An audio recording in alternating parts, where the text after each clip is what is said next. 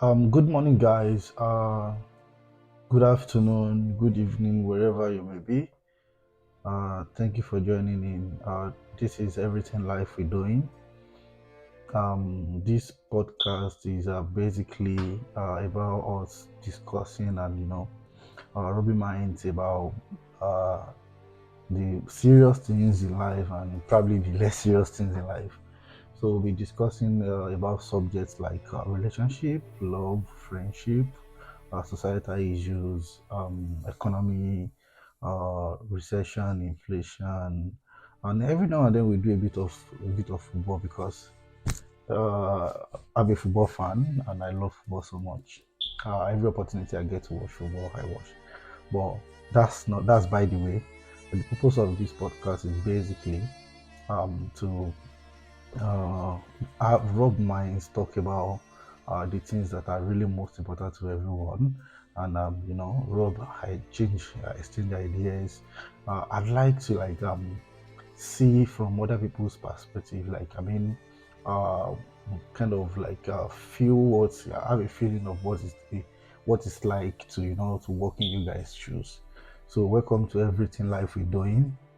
Please kindly subscribe, put on your notification because I'll be putting up episode. This is the first episode actually. I'll be putting up stuff every week, most likely Saturday or Sundays as my job permits because I have a full-time job actually. I'm a data scientist and my work can be crazy sometimes, but I try as much as possible to ensure that we have something weekly. And I really hope we kind of share ideas, rub mind. Can please do not hesitate to put in your comments or let me know your opinions or exchange ideas with people. And if there's anything you need me to do that I can really put that through in the comments also. Thank you so much. So today, um, I've actually been doing some thinking around the topics we should start with, and I've come to the conclusion to start with something which is kind of universal. I mean, every one of us have had one or two experiences with this thing, and for today, the topic will be life struggles and lessons learned. Um, so what are life struggles? I mean, come to think of it, every now and then people talk about them struggling with one thing or the other. And to be honest, struggles is kind of relative. I mean, what someone thinks is a struggle for them might not be a struggle for another person. But all in all, we all have different things we struggle. So for today, for this episode, I've actually been using myself, my own personal struggle and experiences as as an example. I'll be talking through my own story and I'll be talking through everything what I did to overcome those struggles, the lessons I learned from those struggles, and how those struggles have shaped me. So, um, my story today will center around my career as a person. Like I mentioned earlier, I'm a data scientist, and actually, do not be deceived. I was never a data scientist. That was not what I did in my first degree. So back in my first degree, I studied applied geology, and to be very honest with you, it was a very lovely course. For those of you who are not familiar with what geology is, it is the study of the earth and its contents. So basically, when you study geology, you study rocks, you study rivers, oceans, you study natural disasters like hurricane, like tsunamis, like earthquakes, and all sorts. And apparently, studying the contents of the earth, we're talking about minerals, crude oil, like petroleum, gas, and all those things. So that was what I did in my undergraduate. I studied that course for 5 years actually, and uh, it was really nice. Although I had my struggles, as the result was not really good. Not because I was not intelligent enough, but there were other factors that actually contributed to that. I finished the second class, and just like everyone, it was tough. I kid you not, if you ask anyone who studied geology in Nigeria, they tell you the same story that it was really, really tough. Yes, I don't know what the situation is anymore now since I left uni a couple of years ago. I think about 8 years ago now. But I know very well that during my time back in 2015 when I finished, uh, geology as a course and as a department does not have a very good reputation due to the fact that the percentage of student failure is really really high. So I did that for 5 years, had my struggles, was able to finish with the second class, saved like every other person will serve. After serving, there was no job. Because I could remember one time our HOD back then, I've forgotten his name, Dr. Hola. I could remember he called us, we the final year students then, that if our parents have the wherewithal, we should go abroad for our masters. That the job prospect for us is most likely non-existent. So it's more or less like it gives us an idea of what to expect when we finish uni. So we finished serving and there was no geology job forthcoming actually. So most of us, I'll tell you for free that about 99% of us right now who study geology back in the days do not even practice anything that is geology related. Do not even work in firms that is geology related. This is not because we are not brilliant. This is not because we are not good enough. But there is simply no job for us. So after service, I kind of I couldn't go home. I like saw my dad, then went back to my friends, stayed there, was trying to see if I could get the whole idea that I have after finishing seven was leaving Nigeria. So I started trying. I tried a couple of places. I tried Canada. I tried New Zealand. I tried Bulgaria, and I tried Germany actually because I was trying to like go for a master's in Germany. I actually got two admission in the US, one at an Ivy League university called University of Pennsylvania, one at Stanford, and one at Rensselaer University, Rensselaer Polytechnic in New York. I can't remember, but the school fees was hell. As at that time, back in 2016-17, I think the school fees was about $65,000. There's no way I'm paying that. There's no way. We all know my father is a pastor. Where will I see the money? So um, that didn't happen. So my advisor, the person that is supposed to supervise me at UPenn, actually the guy really tried to get a grant because I was his first graduate student, like a master student. So in the US, back in Nigeria, we call them supervisor, people that supervise your projects, but in the US they call them advisor. So the guy tried as much as possible to get a grant, but it was unfortunate. So he couldn't get a grant, so I couldn't pay my fee. So that was how that one went. So I tried, then I met someone who said, "Oh, I can do it that you go to New Zealand, then from New Zealand you can go to Australia, blah blah blah." And to be honest, I was quite keen because I was desperate. That's the word. I was desperate to leave Nigeria. So I paid the man about 3 million naira, I think 2 million naira at first. And they started the processing, oh, send your passport and all those things. Then he told me, oh, December 11th, your visa is coming out, so you should buy your ticket already.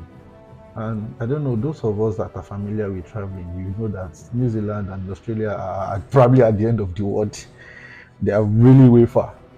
So I bought the ticket and I was waiting for my visa to come out. At the same time, I got a job offer. I was supposed to resume the job on the 3rd of December 2018. I told my dad I don't want to resume at this job since I'm living in Nigeria. Why resume at the job? But I remember that man insisted that why not just use the job to keep yourself busy for a week? I mean, he said you're leaving 11th. So, God, just use the job to keep yourself busy for a week and then leave if your visa comes out. And honestly, I did what he said. I resumed at the work. Uh, it was a contract job. So the company employed us. This company offered us a contract of like 6 months, apparently, because they had a contract with Lagos State Government. And this role is, to be honest, they called us one nonsense specialist or whatever. But this job is just about data entry. Literally, what we do is just input some data into Excel or some software that they trained us to use, and that's it. it was never a challenging job. To be honest, I mean, a secondary school student will still do that job perfectly. All they had to do is just train them for a couple of weeks. And so I had that job, and I was waiting for my visa to come out. And on the 10th, that I was supposed to receive my passport, and visa, and to leave Nigeria, the agent was not picking my call. He was not answering my call. So I waited to hear from him, and when I heard from him, he told me, "Oh, our passport has been seized," and blah blah blah. He just came up with a story. You know how travel agents can be in Nigeria. So he came up with this story and told me, "Oh, I'm so sorry, blah blah blah blah," and that was it. That was the last I heard from him. My money he didn't return. So I the only saving grace I had was taking the advice of my dad when he told me to take that job. Because if I had not taken that job, I'd probably just be hanging without a job and not living in Nigeria. So took the job, started working there. To be honest, it was more or less like just living, just doing something. I was not exactly happy with the job. And lots of us who were working there were not exactly happy. But we were happy just to have something. We were just happy to have somewhere to go every day. So I did that for about 2 years. Then 2020 January, COVID happened. So a lot of people, were told to. Nigeria didn't shut down because across the world, most of the countries were like shutting down offices and all that. I think they waited in Nigeria till like March before everywhere was shut down and we were told to go home. So I went home, but and they were going to lock Lagos. I remember they were going to lock the Lagos, and then I had to travel. So I traveled back to my hometown to my parents. So when I got to my hometown, I was not staying with my parents. I was staying with my friend.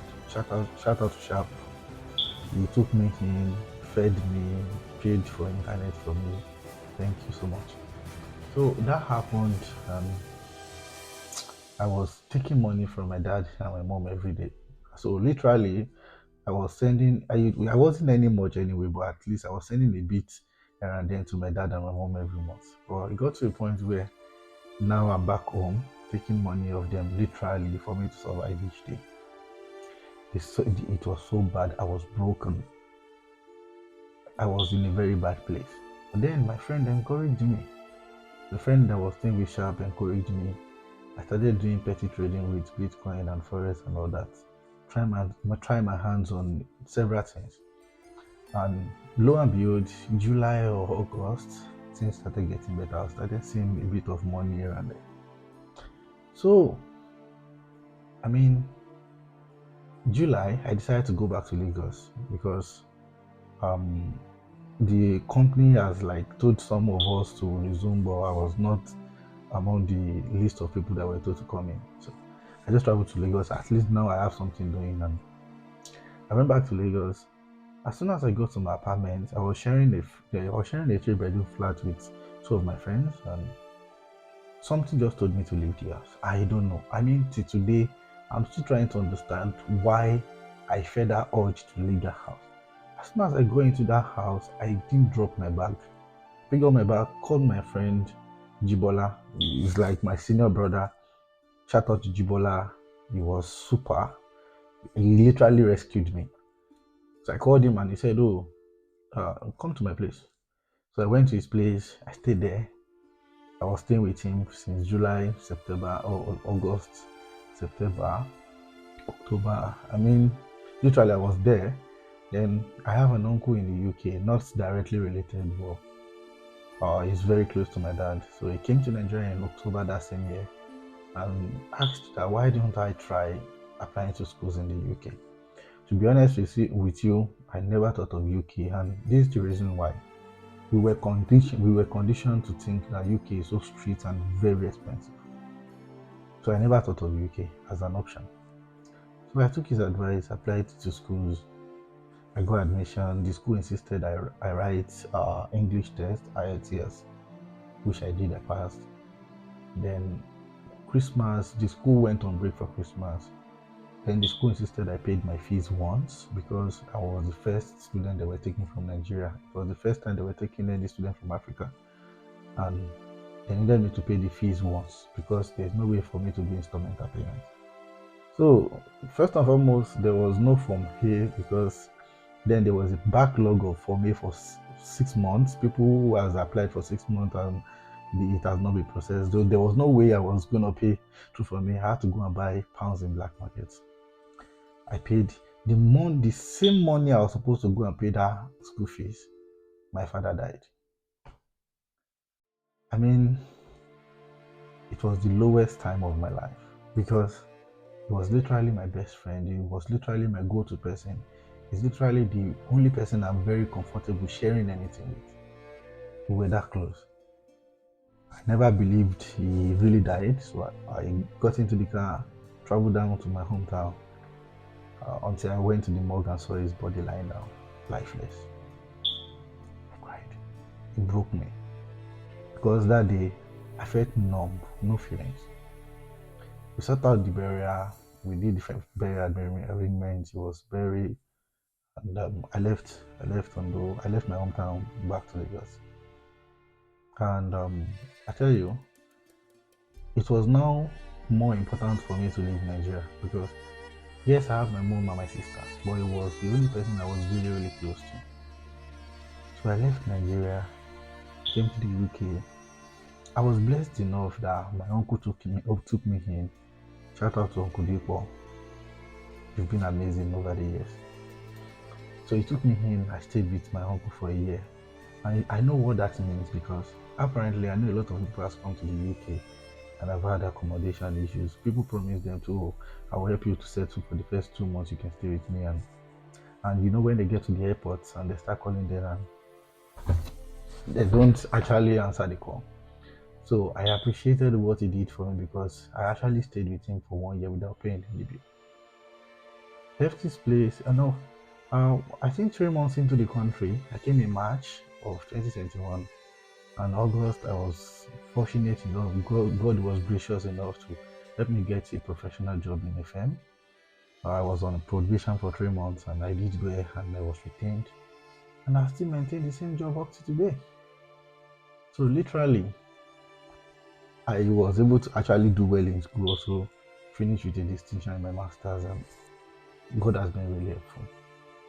Every now and then, when I look back, as bitter as I was with my old job back in Lagos while I was in Nigeria, because it was a very toxic environment. I mean, we were about 200 people in the office. I would not exactly call it an office. It was more or less like a hall, like secondary school hall where people write exam. We just have some desk which serves as partitions. That's where we work, and it was noisy. It was one hell of a place. It was a toxic work environment. As much as it was really bad, when I look back now with the benefit of hindsight, I'm actually glad that I took that job. I'm actually glad that everything that happened, except the loss of my father. To be honest, I was bitter. When my father died, I was bitter. When that job, they offered to for me to resume back in September. I think I didn't share that part of the story, but I told them no.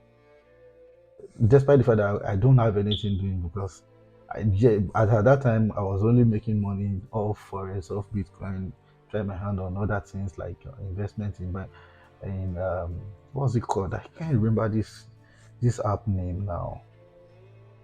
I can't remember. Bamboo, yeah, I can remember. It's an investment app. So literally, what I'm trying to say in essence is we all have that struggle, we all have that story, and having the benefit of hindsight, to be honest with us, there is something that was in that struggle that would have helped our growth.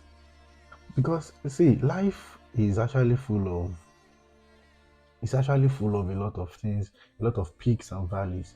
And the peaks and valleys, if we embrace these things, actually shape our character as a person. It's actually the reason why there's something called a personal development.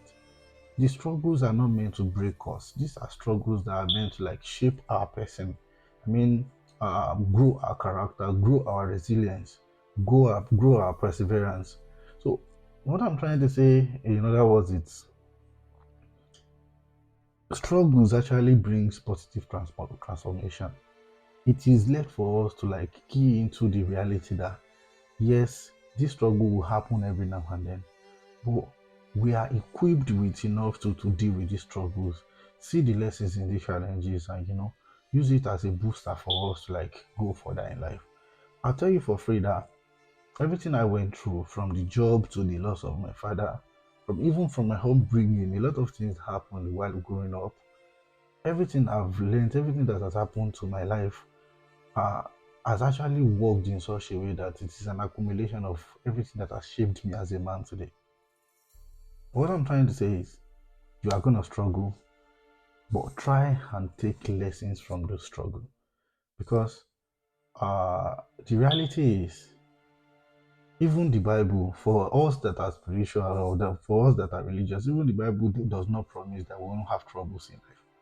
Well, I mean, he said we are overcomers. So apparently, we are definitely going to deal with ones. Sometimes things might not go our way, but we are confident in the fact that struggles are transitory. So apparently, they are not permanent things. Every now and then we get our struggles, but then taking the advantage, taking the lessons of those struggles is what shapes us as human beings. So kindly, as you have listened to my story today, there's still more to share with you guys actually. But I mean, it's just the foundation of where I was, where I am right now. Yes, my life is not as so as I was saying, I mean, I'm not yet where I want to be as a person, but I'm glad with where I am. I'm glad with my growth over the years, and that's what's most important. You should have an avenue to appreciate your own growth. So, as I've shared my story with you guys today, I believe if you guys have any story that is kind of relative that people can learn from, please kindly share those stories. Let people learn from you. Let's rub minds together. Let's share opinions together. And believe me, if anyone is struggling, they might be able to take inspiration from our stories. So thank you for listening in, and please kindly like, put in your comments, exchange opinions, exchange views. Like, let me know what you think. Let me know if there's anything you need me to do better. Let me know if there's any part of my story you'd like to have an explanation about. And I hope to read something from you also, so I can be inspired. Thank you so much. And this is the signing off. Hopefully, I get to talk to you guys next week again. Cheers, guys. Bye.